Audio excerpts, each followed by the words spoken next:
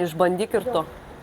Išviriau sriubytę, tikrai be galo gardi, siūlau išbandyti šį receptą.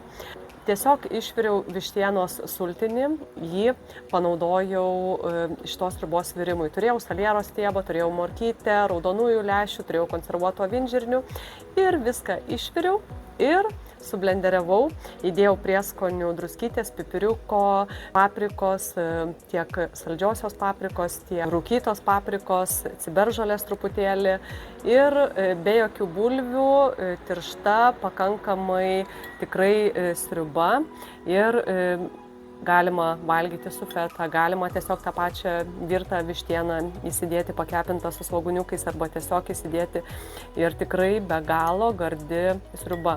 Dar beje dėjau česnako džiovinto, petražolių džiovintų ir viskas, o sriubytė maistinga, labai daug skaidulų.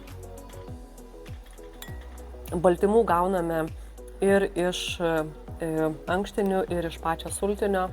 Tikrai rekomenduoju pasigaminti superinį. Patiko šis receptas, spausk like, dalinkis su draugais ir rašyk komentare gaminsiu. Jeigu nori daugiau receptų, prenumeruok Sveikatai palankus naujienas ir būk pirmas, kuris gaus naujausią informaciją skirtą tau.